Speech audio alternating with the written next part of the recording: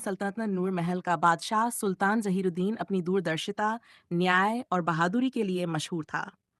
लेकिन उम्र के अंतिम पड़ाव की ओर बढ़ते हुए भी उसकी जिंदगी में एक कमी थी। उसका कोई वारिस नहीं था। रियाया दुआ करती थी कि बादशाह के घर खुशियों का चिराग जले, लेकिन तकदीर जैसे चुप थी। इसी दुनिया के एक कोने में समंदर के किनारे बसी एक छोटी सी रियासत थी, बहर जरीन। वहां की शहजादी नूरीन अपने हुस्न की मिसाल थी। कहा जाता था कि अगर वो मुस्कुराती तो जैसे गुलाब की पंखुड़ियों पर ओस की बूंदें खेल रही हों, और अगर बोलती तो उसकी आवाज में जैसे सितारों की झंकार हो। मगर नूरीन की खूबसूरती के साथ एक रहस्य भी जुड़ा था। उस पर एक पुराना जादू था, जिसके कारण वो रात को नींद में किसी अज्ञात जगह चली जाती और सुबह लौटने पर उसे कुछ याद नहीं रहता।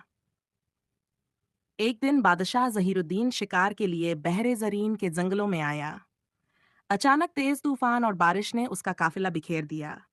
बारिश से बचने के लिए वह एक पुराने बागीचे में पहुंचा, जहां चांदनी में एक लड़की खड़ी कोई पुरानी किताब से शेर पढ़ रही थी।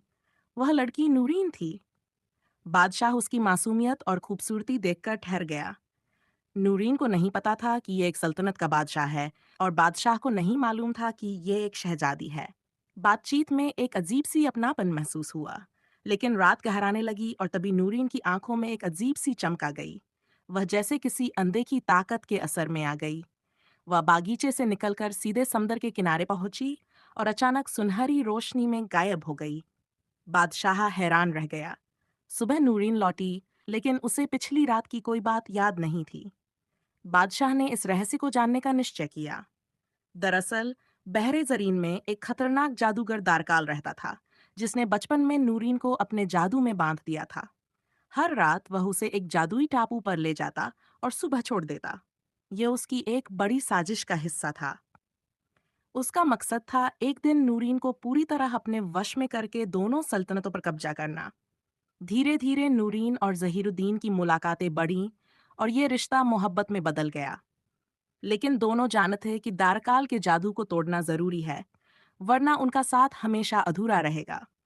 सल्तनत के पुराने किताब घर में बादशाह को एक किताब मिली, जिसमें लिखा था, जादू का तोड़ तभी होगा जब मोहब्बत की कुर्बानी दी जाए और सच्चाई की रोशनी जादूगर के किले तक पहुंचे। बादशाह ने खतरनाक सफर का फैसला किया।